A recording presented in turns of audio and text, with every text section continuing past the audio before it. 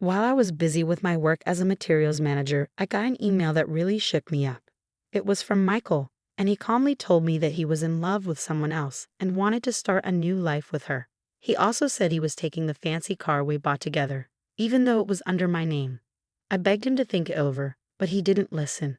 Then he disappeared with his new girlfriend, leaving me with a big debt. It was a total shock for me, Ava, at 33, and our little family of 3, including our smart 12-year-old son, John. John's cleverness was evident from an early age, as he would have deep conversations and give thoughtful opinions on articles, which was quite different from Michael's inconsistent behavior.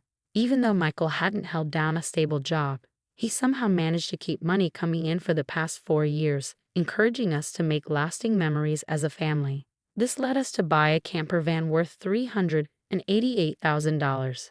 However, because Michael couldn't meet the financial requirements, I ended up responsible for the loan.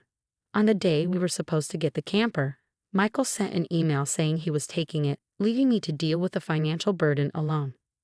When I confronted him, he confessed to having an affair and said he was leaving to start a new life. He even mentioned divorce, something we had argued about before. But now it was really happening, catching me completely off guard. Finding out about Michael's betrayal and then him disappearing, leaving me with a huge debt and no way to contact him, was devastating. I tried to reach him, but it was useless, and he never sent the divorce papers he promised. On top of that, we were still dealing with the $38,000 loan. In the midst of all this chaos, John's understanding of the situation made it clear just how much Michael leaving had affected us emotionally and financially. This wasn't just a tough situation, it was a harsh wake-up call to reality. I had to figure out how to move forward after being betrayed, all while making sure John was okay and dealing with this overwhelming debt. After dinner, John came up to me looking worried, his young face showing concern. "Mom, what's up? You haven't been eating much lately. Are you okay?" His worry made me stop for a moment. "Oh, I'm probably just a bit tired," I said, trying to brush it off. But John, wise beyond his years, said, they say when people lie, they look up to the right. Lying isn't good, Mom." Then he cautiously asked about Dad's absence, saying Dad hasn't been around for 2 days. Did something happen? His directness surprised me, and I felt like I had to tell him the truth about what was going on with our family. John reacted maturely, almost like he knew something was wrong even before I said it. He seemed to understand the situation with a wisdom beyond his age. Even though I could tell he was upset, I couldn't hide my stress in the following days. At work, during a training session, I suddenly couldn't stand up. I was overwhelmed by emotions and collapsed, feeling like I was being swallowed by darkness, while my colleagues expressed their concern around me. Waking up in a hospital, I was told I needed some serious medical tests. It hit me hard. Lying in that bed, hooked up to an IV, I couldn't help but cry. When John rushed in, looking really worried, I had to quickly wipe away my tears. He was scared, asking, "You're gonna be okay, right? You're not gonna die." I reassured him that I was going to be fine, touched by his bravery and how grown up he was acting even though he was just a kid. His concern when he mentioned his teacher calling about me being in the hospital reminded me of how strong I needed to be. Even though the doctors told me it was worse than I thought, having John by my side gave me a new determination to get better. I knew I had to recover, not just for myself, but for both of us. Going through all of this showed how strong our connection was and how we could face anything together with bravery and determination. When the doctor confirmed my worst fears and said I needed urgent surgery for a serious illness, it was like everything became a blur of medical appointments and treatments. As I recovered, a month had passed since Michael left. When I got home, I found a letter in the mailbox that made my heart sink. A demand for the car loan payment, which was supposed to be automatically deducted. The shock only got worse when I checked our bank account. What used to have $445,000 now had just $29.90 left. Michael had taken almost all our savings, leaving us in a really tough spot without the camper van.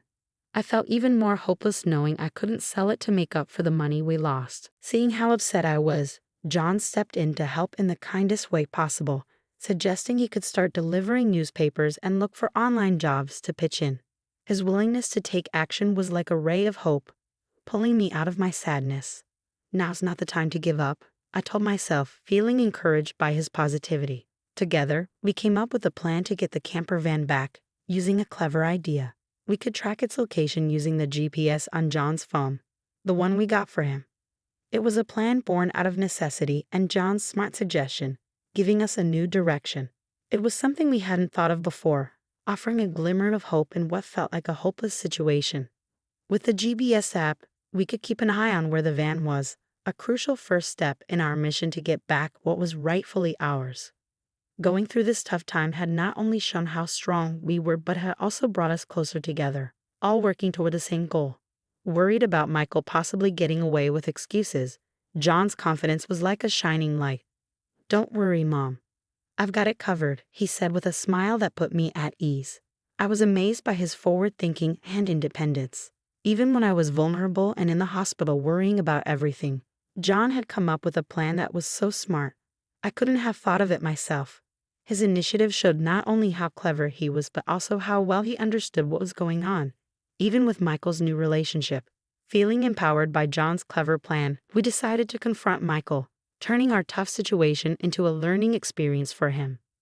"We're stronger when we're together, and now it's time for us to take action," I said confidently, feeling like nothing could stop us with my son by my side. Just 3 days later, I got a call from Michael, sounding desperate for help with a police investigation related to our report of the stolen van. Without wasting any time, John and I rushed to Forest Park, where we found Michael looking stressed and surrounded by police officers. When we got there, I asked for a private chat and sent the police away for a moment. Michael seemed uncomfortable under our gaze and the stares of others around us. He quickly invited us into the van, where his girlfriend was sitting defiantly, but her presence didn't matter as much as what we needed to discuss. "Why are the police involved, Michael?" I asked, genuinely confused. "It's simple," I explained. "The van, which you thought you could just take, was reported stolen. It's under my name, not yours." Michael's belief that marital disagreements were exempt from the law was shattered by the reality of his actions. This wasn't just about getting back what was rightfully ours, it was also about showing Michael the consequences of his betrayal and recklessness. Our careful planning and John's smart thinking had completely changed the situation, proving that even when someone betrays you, staying strong and united can lead to justice and empowerment. Michael thought he could get away with breaking the law because he thought marital issues were outside its reach, but he was wrong. "Remember the divorce you wanted? That means we're not legally connected anymore, so you can't use a car that's registered in my name without my permission," I explained, correcting his misunderstanding. John had figured this out too, showing wisdom beyond his years. Michael tried to say he was just borrowing the car, but I wasn't buying it. "Is that right?" "Well, I need my car back now, please," I said, holding out my hand for the keys. Michael reluctantly handed them over, realizing he couldn't argue with the truth. Then John, a mix of curious and disappointed, asked, "Why did you choose her over us?" Michael stumbled over his words, while his girlfriend Sophia tried to justify their affair. But John's serious tone shut her down, insisting on an answer from Michael. When pressed, Michael reluctantly explained how their affair started and grew, leading to his decision to leave with Sophia, who was now pregnant, and the van. "Why take the van?" I asked, already having an idea thanks to the GPS app we had on both our phones for safety after John's hiking incident. This tool unexpectedly gave us updates on Michael's location, showing us he was misusing the van. This was a big moment where our preparation and John's clever thinking made a difference, showing the importance of taking responsibility and the power of technology in uncovering the truth. Finding out that John had faked getting lost on our hike just to get a cell phone amazed me. His actions, driven by a feeling that something wasn't right with his dad, led to a plan to keep track of Michael. "You're quite the strategist," I said, impressed by his cleverness. I was amazed, even though I joked about how John seemed to predict what would happen. When confronted with John's honest words, Michael couldn't say anything to defend himself. On the other hand, John's grown-up way of speaking and standing firm in what he believed made me feel proud as a mother and determined to make things right. The fact that Michael had taken $45,000 from our account, money I had saved before we got married and during all the times when Michael couldn't keep a steady job, was especially upsetting. Realizing that divorcing Michael was a relief showed just how much he had betrayed me. Even though Michael tried to make it seem like taking the van and the money was just a small argument between us, I was determined to take legal action. "Should I call the police now?"